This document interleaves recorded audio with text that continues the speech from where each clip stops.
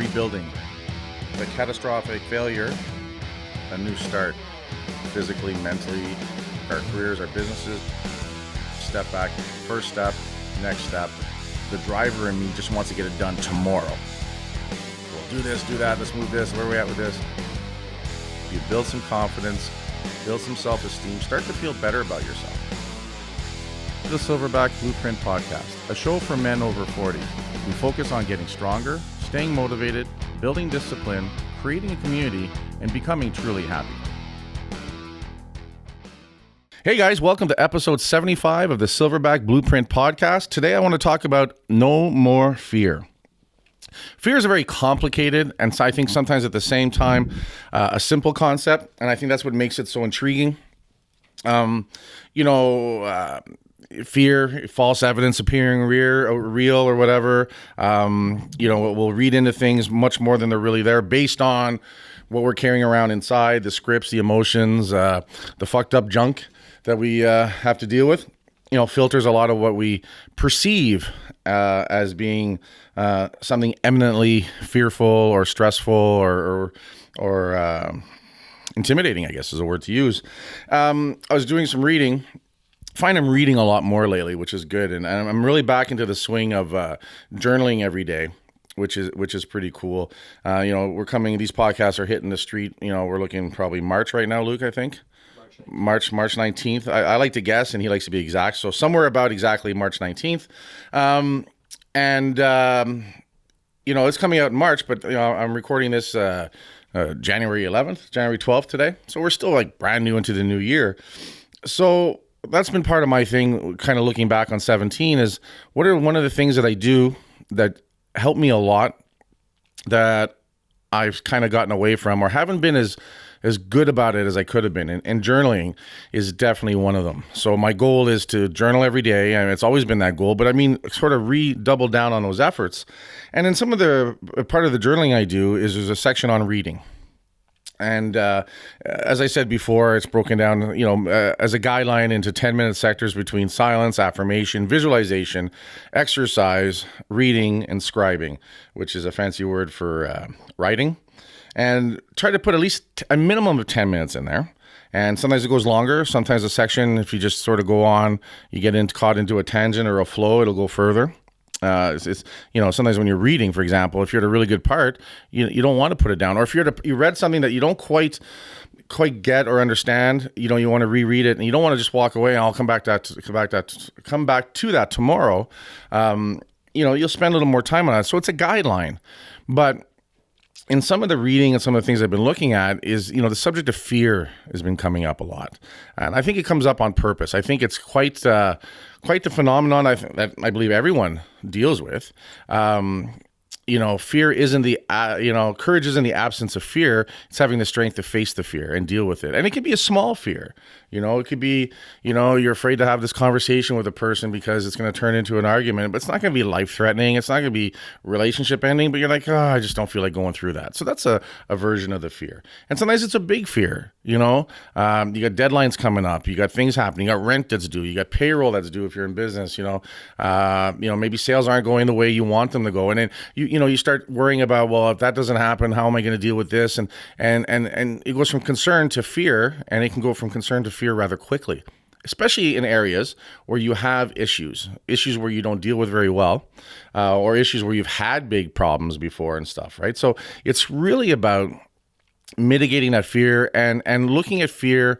Fear of failure is a big one. Fear of success is another one. And one of the quotes I read recently, looking at it, was really cool, and I kind of like what it said, is that, don't look at things as, fear failing and fear of and success, those things, but look at things in terms of lessons and growth, right?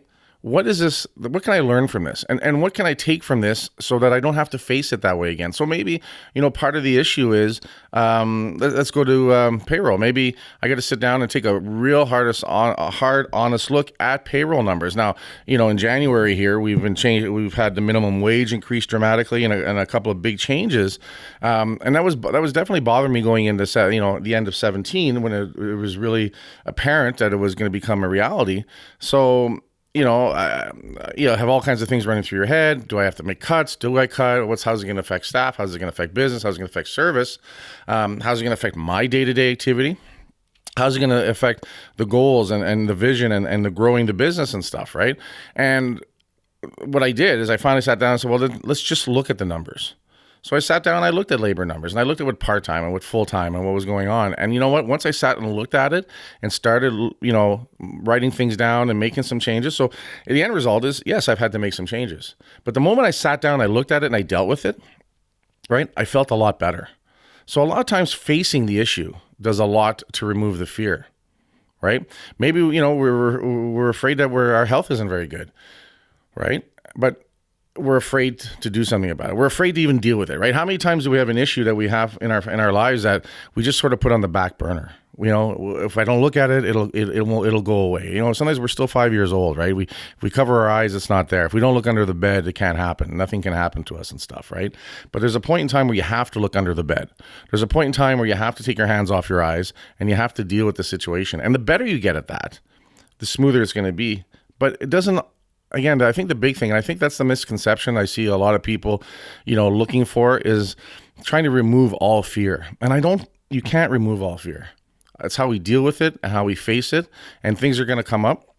The luggage and like I said, the way we see things and how we've grown up and what's happened to us definitely affects how we see things and how we deal with things. But at the end of the day, I don't think our goal should ever be to eradicate fear. It's having and building the courage to deal with that fear and face that fear, right? If you have a repetitive issue, right? Well, rather than fearing all the time, address it, solve it, do what you can. And there's things we can solve and there's things we can't solve, right? But very rarely is it something we can't deal with somehow, right? In business and in life, there's ways to look at things and deal with things. And sometimes there's things that, we're having to deal with that we can't deal with on our own. So maybe we need to sit down with someone, our partner, if it's something to do in the family, in the relationship, either with that partner or in the family, right? There's a lot to be, you're a partner for a reason, right? You're a team.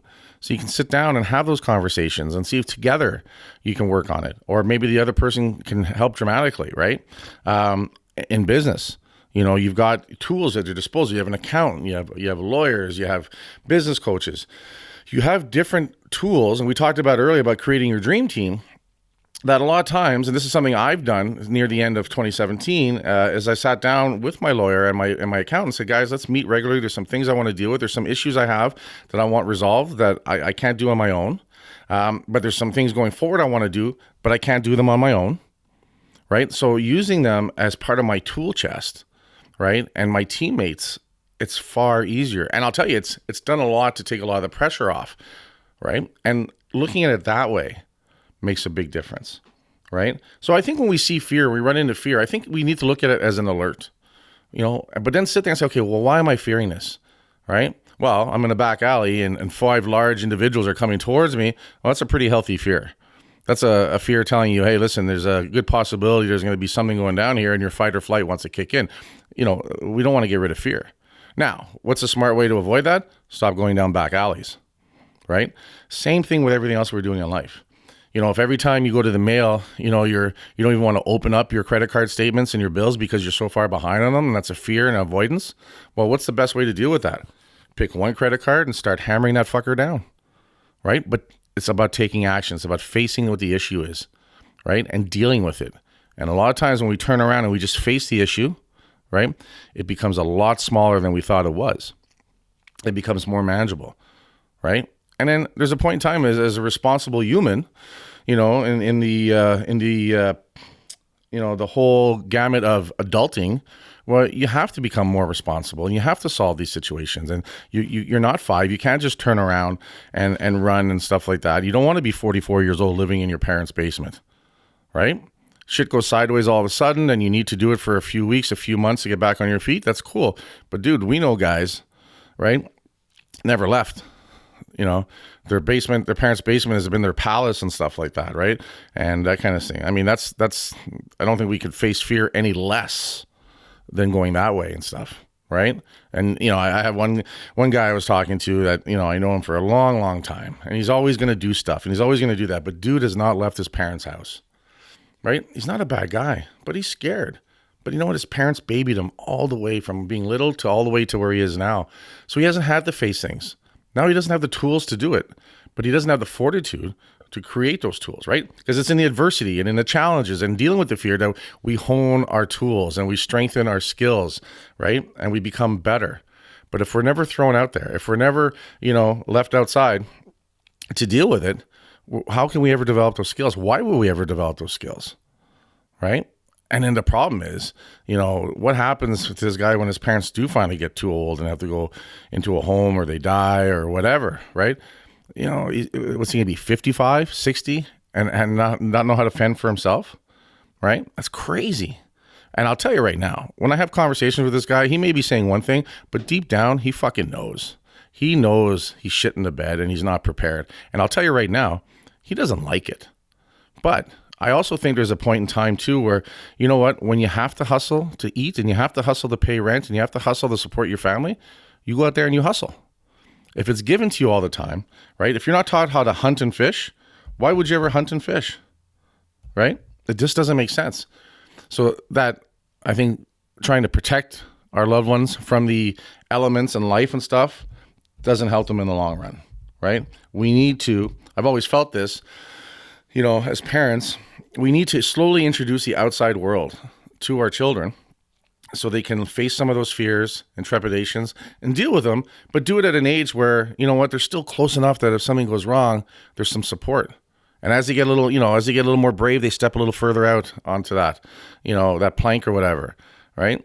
And then as they get a little more confidence, a little more success, and they get beat up a bit, but they survive, they can move a little further out, right? And I think sometimes selfishly, as parents, we want to keep our kids around us because we love them, right? We want to look out for them. But I think after a while too, we hear the empty nesters. I'm sure some of you guys listening to me, are approaching that or having that or are in that stage where, your kids are gone, and what's one of the reasons why, you didn't want to let them go? Because you're afraid to be alone. What's that house going to be like when it's just you and your wife, right? When you had 2 or 3 kids, keeping everybody busy and keeping everything together and keeping a focus and stuff, and all of a sudden that's gone, and then you're sitting across the table from each other just staring blankly, wondering what the fuck we're going to do now, right? That's a real fear, and I know a lot of older couples run into that, right?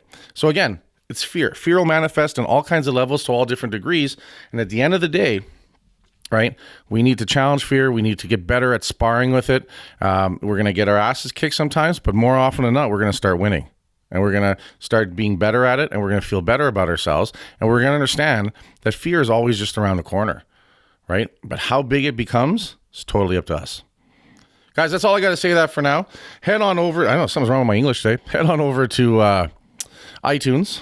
Leave us a 5-star review. I noticed we got a couple more the other day. We're up to a 13 reviews, 5-star reviews. I mean, it's a bit of a long haul and stuff like that.